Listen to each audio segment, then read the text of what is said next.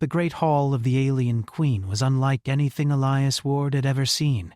Towers of shimmering crystal reached high into the ceiling, reflecting strange colors that danced like flames, and walls carved with the history of countless civilizations seemed to hum softly with life. Every step Elias took echoed across the vast chamber, each sound swallowed almost immediately by the immensity of the place.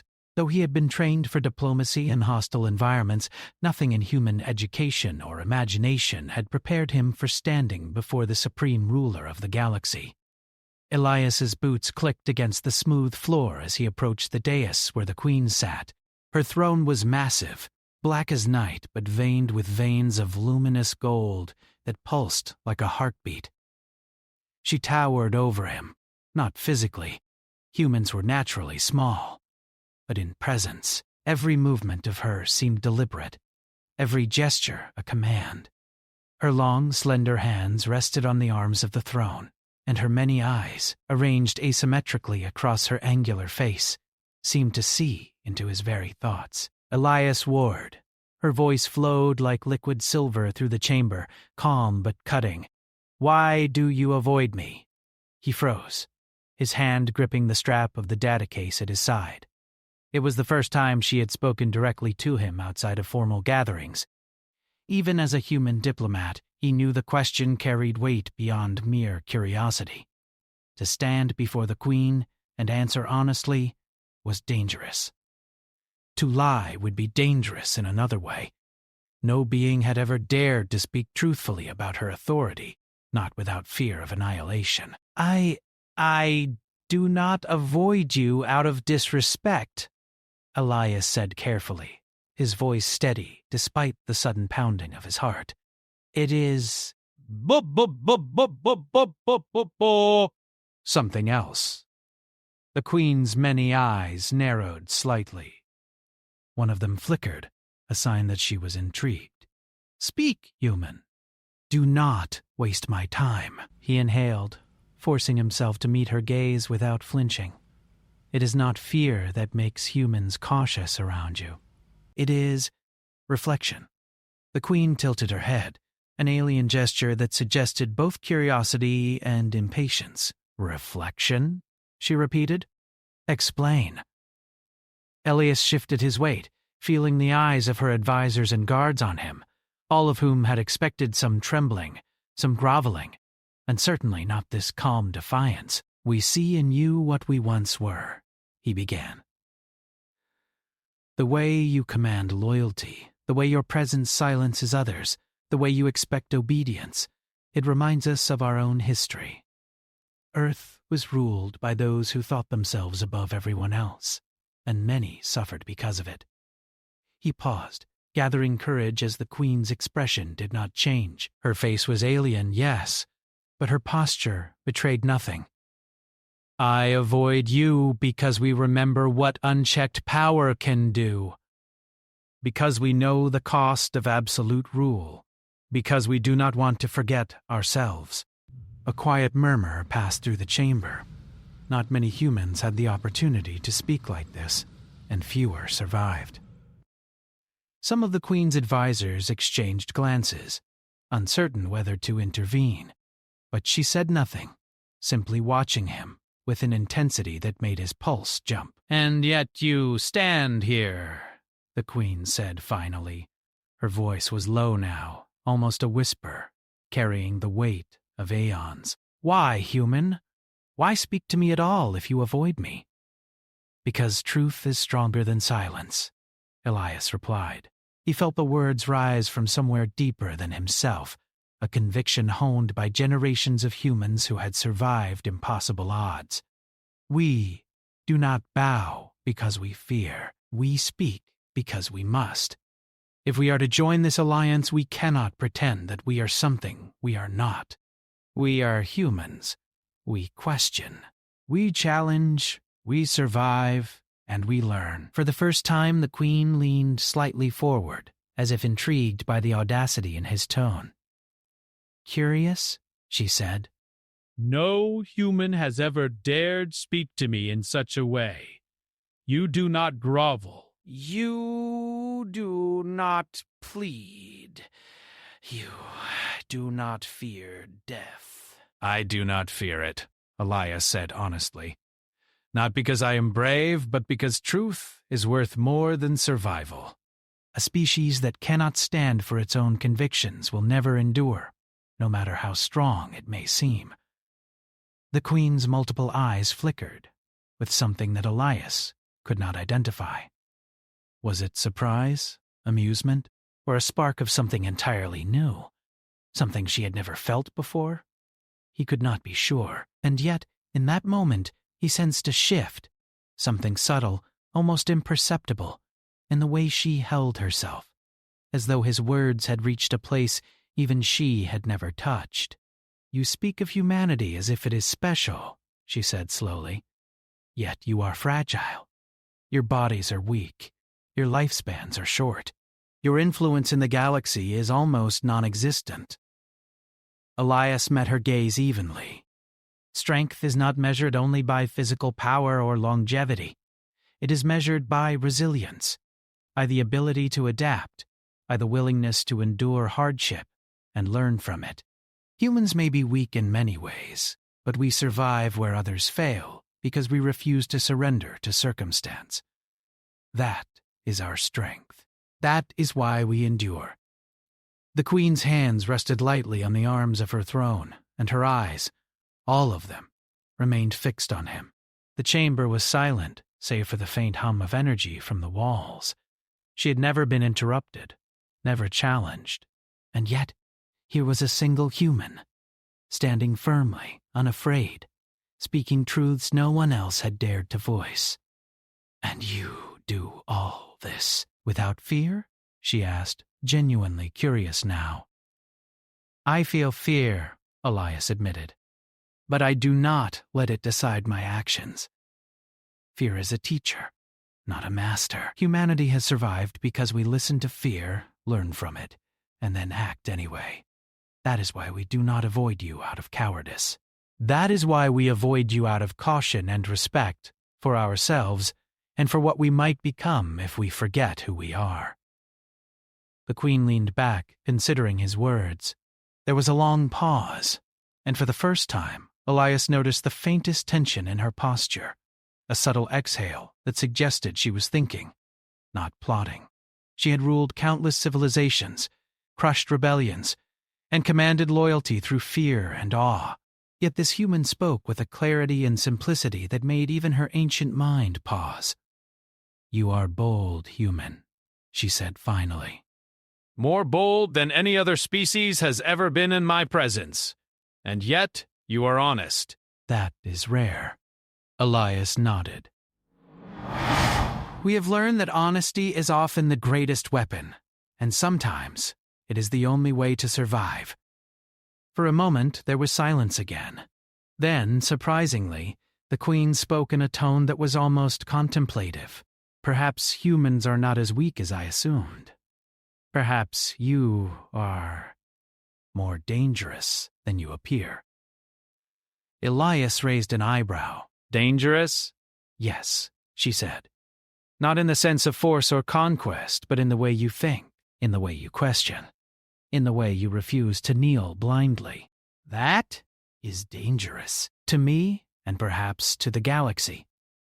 Elias allowed himself a small, cautious smile.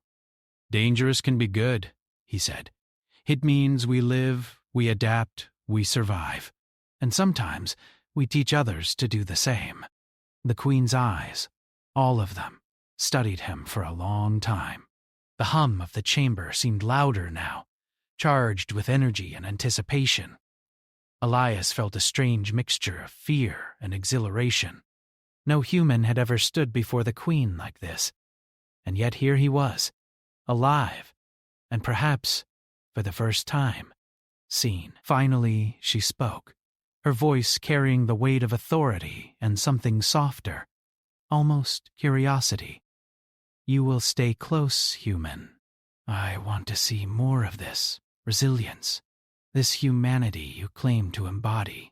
Elias bowed his head, careful not to show arrogance. "I will serve as needed, Your Majesty." "Do not call it service," she said. Call it observation. I wish to understand how a species like yours thinks. How you survive when logic suggests you should fail. The words were not a threat, nor were they a gift. They were an opportunity, a dangerous, rare opportunity that could change the course of human history. Elias knew it, and for the first time in his life, he felt the full weight of being a human in a galaxy that underestimated them. As he was led from the throne room, he realized that the real challenge had only begun. The Queen's curiosity was now directed at humans, and humans, with their unpredictability and persistence, had the potential to shape her decisions in ways no one else ever could. Outside the hall, the human delegation whispered among themselves, awestruck and fearful. He spoke, and she listened. One said quietly, "No human has ever dared that." Elias allowed himself a small, private smile. It was more than courage that had carried him through. It was a belief that humanity, though small and fragile in many ways, could teach even the greatest ruler of the galaxy something she had never known, and perhaps in doing so they could survive and even thrive among the stars. The stars outside the palace glimmered, as if reflecting his thoughts. Humanity had taken the first step into a much larger world, and the Queen had noticed. After that first meeting with the Queen, Elias Ward returned to the human delegation with a mixture of relief and unease. The grand hall and its alien splendor still lingered in his mind, but more striking than the palace's beauty was the feeling he had sensed in the Queen herself, a spark of curiosity, something that no other species had ever evoked. Her gaze had lingered on him differently than anyone else's, as if she were trying to understand the human mind rather than command obedience. The delegation looked to him, wide-eyed and tense. Some whispered that Elias had overstepped, that speaking so freely was foolish, that the Queen might strike him down for his audacity. But he met their stares with calm eyes. "She did not punish me," he said simply. She listened. A ripple of disbelief ran through the room. One of the senior diplomats, a tall human named Leona, shook her head. Listened, yes, but what did she think? Do you realize the risk you took? No human has ever spoken that way to her and lived to tell it. Elias shrugged. I took a risk because it mattered. Humanity cannot survive by pretending to be like every other species. We are not like them. We must stand on our own principles. That is why she will remember us. Leona frowned, but did not argue further. She understood the weight of his words, even if she did not fully approve of the method. Humans had survived countless trials by relying on courage, ingenuity, and above all, their ability to think independently. And now, for the first time, the galaxy's most powerful ruler had been forced to notice it. Over the following days, the Queen began sending her aides to observe the human delegation more closely. They watched meetings, debates, and negotiations, quietly recording every moment. The humans noticed, but they did not falter. In fact, they seemed to grow more confident, more determined. One evening, Elias walked through the corridors of the palace, escorted by a young aide of the Queen, who had been assigned to him. The walls glimmered with the soft light of embedded energy crystals, and the air smelled faintly of ozone and something floral that humans had no name for. He had grown used to the strange beauty, yet the weight of observation never lessened. You will meet with her again soon, the aide said. She wishes to speak with you privately. He did not fear the Queen, but he respected her power. Every word, every gesture mattered in her presence. When he entered the throne room again, the Queen's presence was even more imposing than before. She did not sit on her throne this time. Instead, she floated slightly above the dais, her form illuminated by the pulsing golden veins of her throne. Her many eyes studied him carefully. You spoke of humanity's history, she said softly. Tell me more. Why do you claim to understand power better than others? Elias took a deep breath. He had rehearsed this explanation countless times in his mind, but now it felt different, weightier. He was no longer speaking to a stranger, but to the most powerful being in the galaxy, whose actions could shape entire civilizations. Because we have lived it, he began. Humans have experienced both extremes. We have had rulers who demanded loyalty through fear, and we have lived under chaos when no leader could guide us. We have fought wars that destroyed entire cities, and we have rebuilt from ashes. We have witnessed what absolute power does to those who wield it, and we have learned its dangers. The Queen tilted her head, her attention fully on him. And what dangers are those? Elias's voice was steady. Absolute power blinds those who hold it. It isolates them. It makes them forget the value of lives beneath them. It makes decisions without compassion.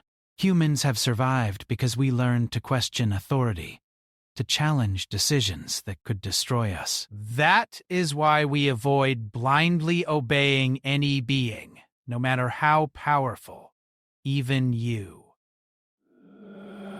There was silence. The Queen seemed almost startled. No species had ever dared to imply that her judgment could be flawed, let alone spoken aloud. Her eyes blinked in unison, a slow and deliberate gesture that seemed to consider every word he had said. "You are saying you could resist me?" she asked, curiosity cutting through her usual tone of command. "I am saying we must resist ideas, not beings," Elias replied. "Humans do not blindly follow. We measure, we debate, we act with reason and empathy. That is our survival. And it is why we do not avoid you because we fear you. We avoid forgetting ourselves." The Queen's gaze sharpened.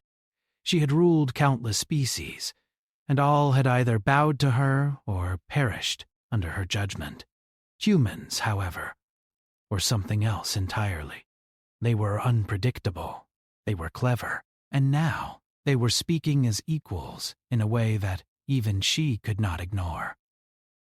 "You speak of survival," she said slowly, "and yet you are fragile. You lack physical strength, technological dominance, and numbers compared to others in this room. Why should your survival matter?" Elias's eyes did not waver. Because survival is not just about strength. It is about ingenuity, adaptability, and understanding. Humans survive where others fail because we are willing to change, to learn, and to endure. We understand risk, and we calculate it, but we also act when others hesitate. That is why we endure. That is why we thrive.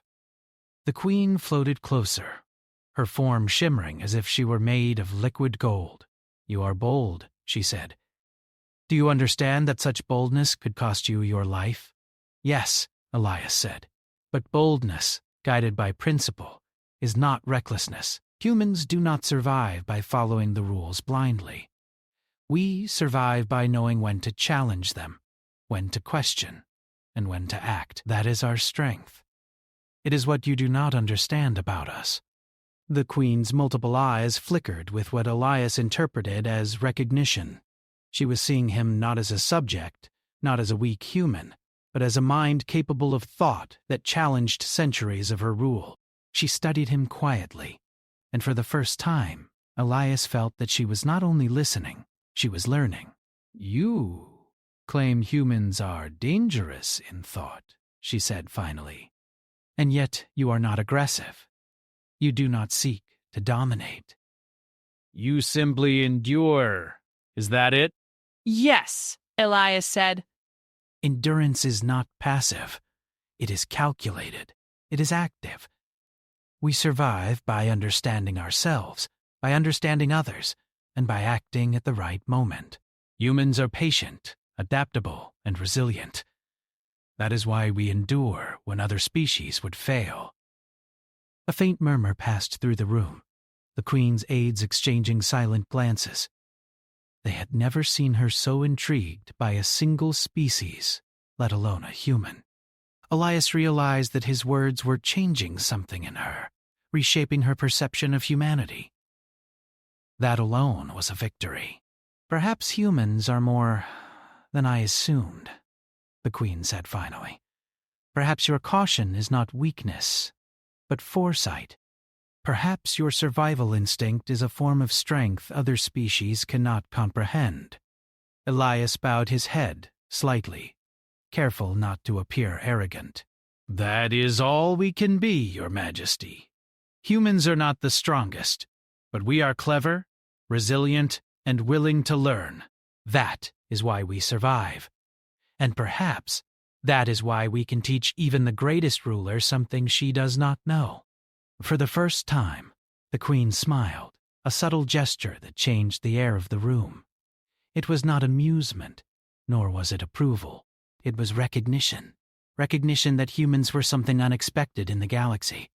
A species that could challenge, endure, and perhaps even teach. "You will continue to advise me," she said. "Not because I need your counsel, but because I wish to see how you think, how humans survive, and what your species is capable of. There's value in observation, and perhaps in learning." Elias allowed himself a quiet sigh of relief. This was no simple task. Observing the Queen would be dangerous. Every decision she made affected countless lives across the galaxy, and humans would be judged by the outcomes. Yet he also understood the opportunity. Humanity was no longer just a new species among many.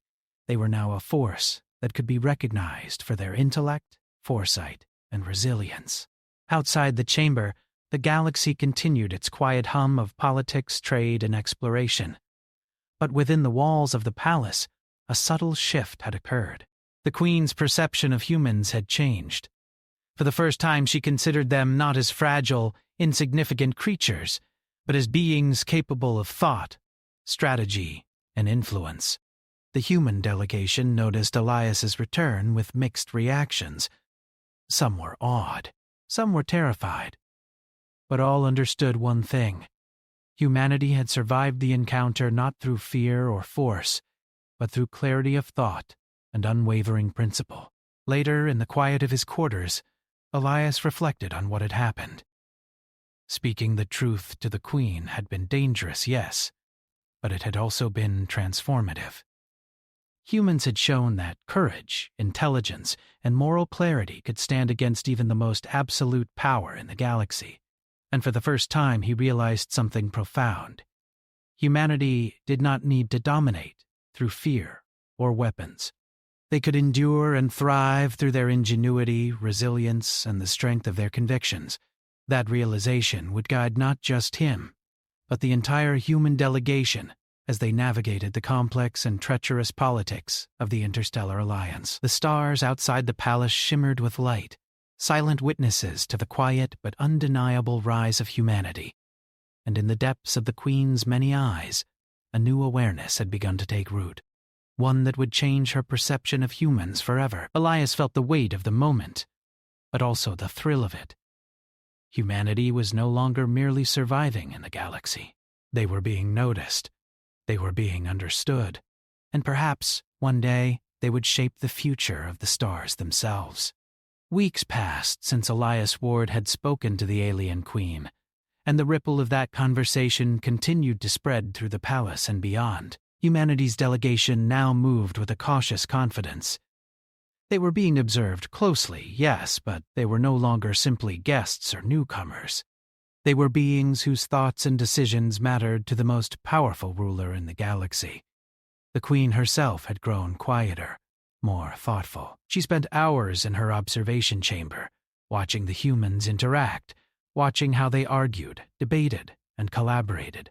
Unlike other species, who sought only to please or dominate, humans questioned, reasoned, and planned together. Elias noticed that the Queen's aides whispered frequently, clearly unsure how to interpret this new behavior. Elias walked through the palace corridors, thinking about the upcoming meeting. Rumors had reached him that a crisis was emerging at the edge of the Alliance, a threat from a rogue faction of starships that had begun attacking supply routes. The fleet under the Queen's command was vast and deadly, yet her attention had turned to him and the human delegation. When he entered the council chamber that day, the room was tense.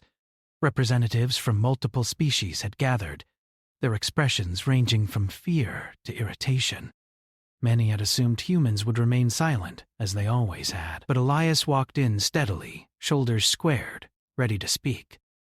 The Queen floated at the center of the chamber, her many eyes scanning each representative. "There is a threat," she said. "A faction on the rim has begun raiding transport routes. I have prepared a military solution, yet I wish to hear from the human delegation first." A murmur ran through the room. The Queen rarely asked for input from humans, and the request immediately placed them in an unusual position of responsibility. Elias stepped forward. "Our first priority," he said clearly, "is to protect life. Military action alone may resolve the immediate threat, but it could escalate the conflict and cause unnecessary casualties. We must consider strategy, intelligence, and alliances before committing to brute force." The Queen's eyes shifted to him, interest evident. "And what do you propose, human?" Elias took a deep breath. "We divide the fleet into 3 groups. One monitors and intercepts hostile ships, limiting their ability to strike. One negotiates with potential allies near the rim, securing support, or at least neutrality. The final group will reinforce key supply routes. This approach allows us to minimize risk while maximizing control." The other species murmured among themselves. Many were skeptical. Some even scoffed at the notion that humans could provide any meaningful strategy. Elias ignored them, keeping his focus on the Queen. "Humans are clever, but their numbers are small," said a reptilian delegate. "Your strategy is cautious. It may fail under pressure." Elias met his gaze calmly. "Numbers alone do not determine the outcome. Coordination, observation, and adaptability do. Humans have survived countless catastrophes because we learn quickly, adjust, and act decisively when necessary." The Queen leaned forward slightly. "Explain how this strategy prevents escalation." "The key is predictability," Elias said. "If we act methodically, with clear communication and intelligence, we can anticipate the enemy's movements. Brute force invites retaliation. Patience and observation allow us to act with precision and minimize loss. We do not need to destroy them immediately. We need to survive and neutralize the threat efficiently." For the first time, murmurs of approval came from unexpected corners. Other species began to nod slowly, realizing that the human's approach balanced caution with decisive action. The Queen's eyes remained on Elias, all of them, watching not just his words, but his calm confidence. "Very well," she said finally. "You will lead the strategy team. Observe, advise, and coordinate. If your plan fails, the consequences will fall on humanity alone." The weight of responsibility pressed down on him, but he did not falter. "Understood. We will not fail." Over the next several days, Elias worked tirelessly. Human logic, combined with their ability to communicate quickly and clearly, allowed them to reorganize fleets, intercept raids, and establish communication channels with potential allies. The alien species, many of whom had relied on intimidation and strength, began to notice that humans brought something new to the table. Not aggression, but understanding. Not fear, but reason. One night, while reviewing fleet coordinates, Elias was summoned to the Queen's private chamber. He entered cautiously. The Queen floated near a wall of shimmering energy, her form slightly more luminous than usual. "You are remarkable, human," she said. "Other species would have launched an immediate assault, causing devastation. You have prevented unnecessary loss. You think beyond victory, beyond power. Why?" Elias thought carefully. "Because life matters, Your Majesty. Strategy without consideration for those affected is empty. Humans understand suffering, and we act to preserve life when possible. That is how we endure. That is how we survive." The Queen's eyes studied him quietly. You do not fear death, yet you value life. That is unusual. Fear is natural, Elias said, but it is not absolute.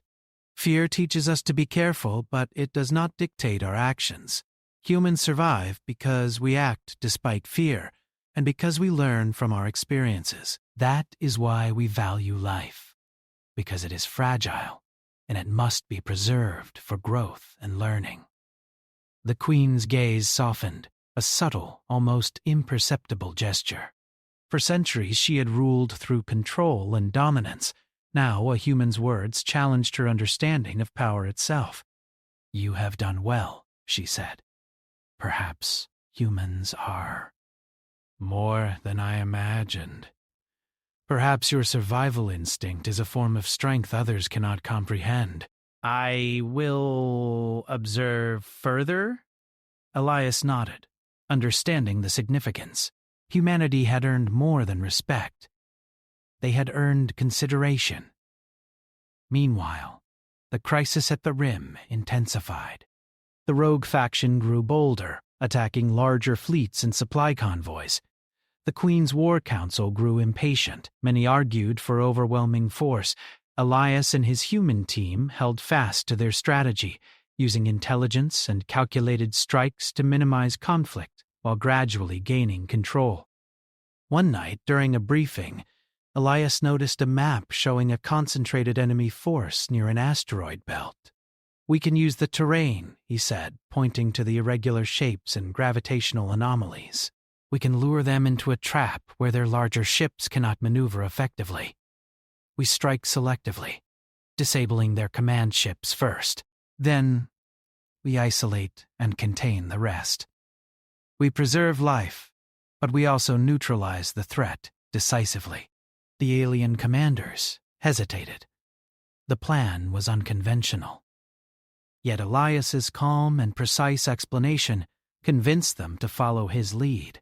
The following hours were tense. Ships moved with precision, and humans coordinated communication across multiple species.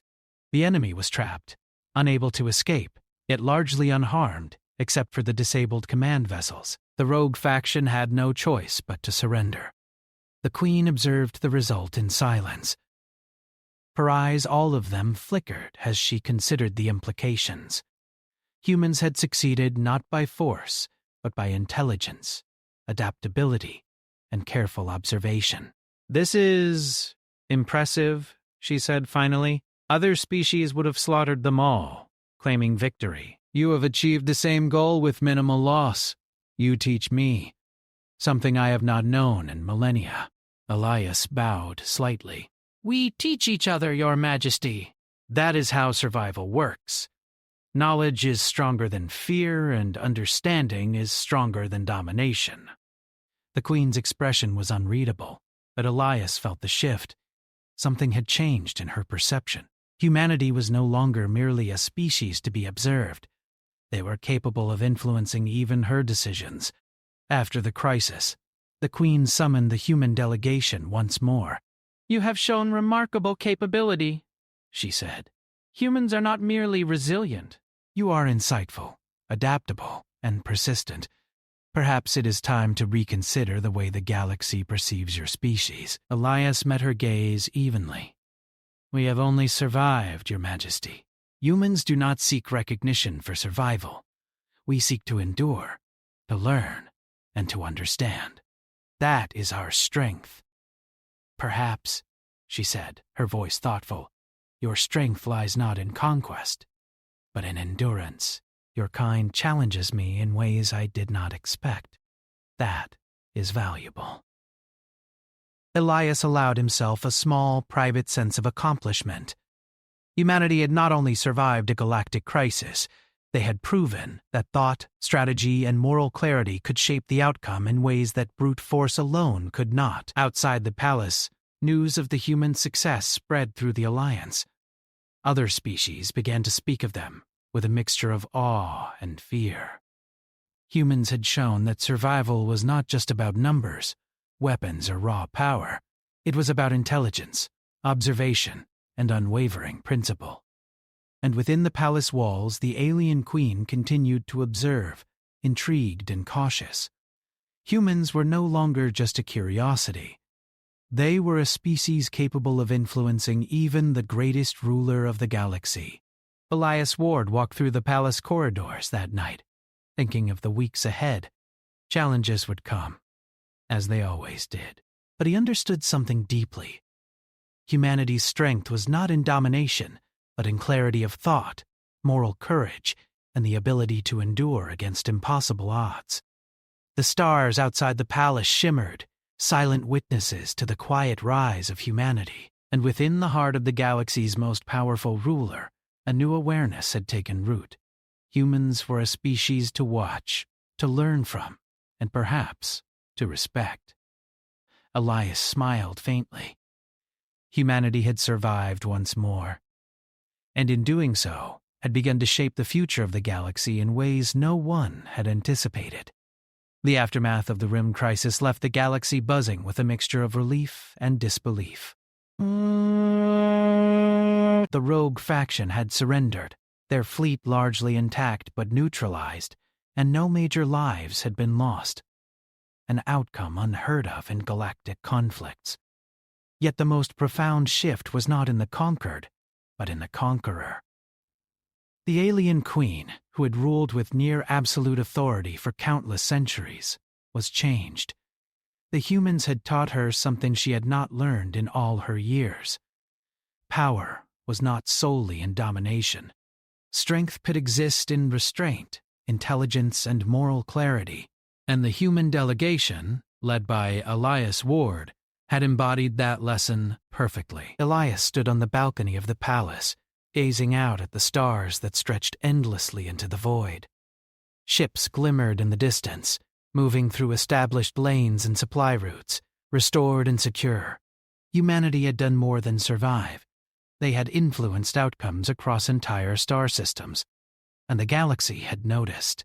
Leona approached, carrying a datapad. "The Queen has summoned you," she said. "It's unusual for her to summon humans to the central chamber unless she intends something significant." Elias nodded. "Then we go." He squared his shoulders.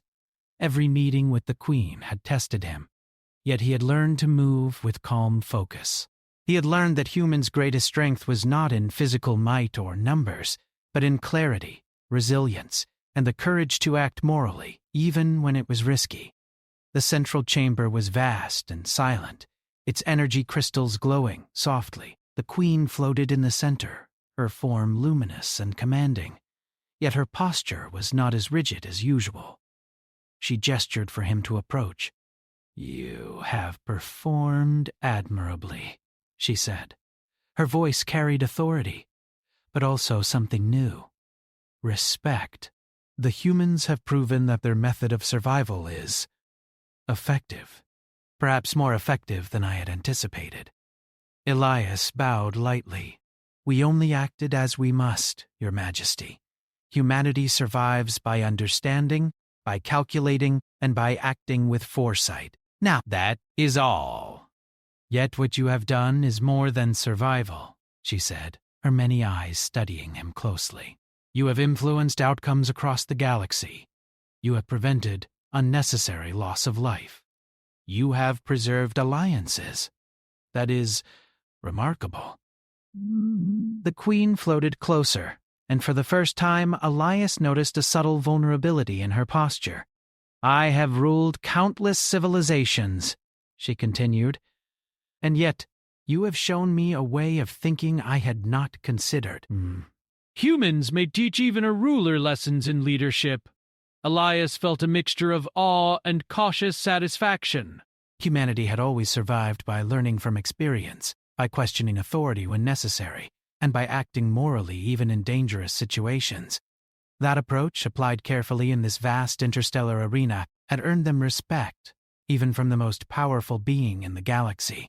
The Queen's eyes lingered on him. "You will not simply serve as observers, humans. You will act as advisors and strategists. Your methods will be studied and perhaps adopted where appropriate. We will serve Your Majesty, not for recognition, but because understanding is the path to survival. And survival is humanity's greatest strength. She nodded slowly. Perhaps humanity is not just a new species in this galaxy. Perhaps your kind represents something more. A way of thinking that balances strength with wisdom, power with restraint. A silence filled the chamber, filled with the hum of the palace and the weight of understanding. For centuries, the queen had ruled through awe, fear, and loyalty. Now she saw that even the smallest, seemingly fragile species could teach the galaxy's most powerful ruler about the nature of true strength. Outside the palace, news spread quickly. Other species began to look at humans differently. They were no longer weak newcomers. They were clever, moral, and resilient. Their influence on the galaxy had grown not through conquest, but through intelligence, patience, and the courage to act rightly. Elias returned to the human delegation with a quiet sense of accomplishment. Leona smiled knowingly. "The Queen has acknowledged your efforts," she said. "It is unprecedented." Elias allowed himself a small smile. "It is not our efforts alone. It is the way humanity survives, the way we think, the way we endure. That is what earns respect, even from the Queen." In the following weeks, humans were integrated more fully into galactic affairs. They were consulted on strategies, diplomatic negotiations, and even crisis management. Their approach, calculated, observant, morally grounded, proved effective time and again. Species that had once doubted them now sought their counsel, and slowly humans earned a place among the galaxy's most respected beings. The Queen continued to observe them, sometimes silently, sometimes through conversation. She asked questions, challenged assumptions, and even deferred to human judgment in moments where she might have acted alone in the past. She had never openly admitted it, but the humans had changed her. They had shown her that true power was not only in command, but in the wisdom to act with understanding. One evening, Elias stood once more on the palace balcony. The stars stretched endlessly before him, each light a reminder of the vastness of the galaxy. He reflected on the journey humanity had taken, from cautious newcomers to recognized strategists who had influenced the decisions of the galaxy's most powerful ruler. Leona joined him, placing a hand lightly on his shoulder. "You've done more than survive, Elias," she said softly. "You've shown the galaxy what humanity is capable of." Elias nodded, his eyes on the stars. "We have survived before," he said. "But now, we have demonstrated that survival can come with understanding, morality, and resilience. That is the essence of humanity, and it is only the beginning." The Queen's presence was never far. Even when not speaking directly with humans, her attention seemed to linger, observing and learning. Elias understood that this was a turning point, not just for humans, but for the galaxy itself. One species, fragile by conventional standards, had shown that intelligence, moral courage, and the ability to endure could challenge assumptions and reshape the very way power was wielded. Months later, a formal assembly was called, gathering representatives from across the galaxy. The Queen addressed the council, her voice carrying authority and a subtle note of respect. "Humans have proven themselves not by force, but by intellect, foresight, and moral clarity. Their methods have prevented unnecessary loss of life and ensured stability where others might have caused chaos. Their strength lies in endurance and understanding, and for that reason they shall be recognized as a valued species within this alliance." The chamber erupted with murmurs of approval and some of disbelief. No species had ever been recognized in this manner. Humans had achieved something extraordinary, not through weapons or sheer numbers, but through their principles and intellect. Elias stood with the human delegation, pride swelling quietly in his chest. They had survived, yes, but more than that, they had influenced the galaxy in ways no one had anticipated. The Queen's eyes met his, and for a moment there was no need for words. Recognition had been given, respect earned, and humanity's place among the stars secured. She nodded once, a subtle gesture of acknowledgement and trust. Elias felt a profound sense of responsibility. Humanity's journey was far from over, but they had proven a fundamental truth.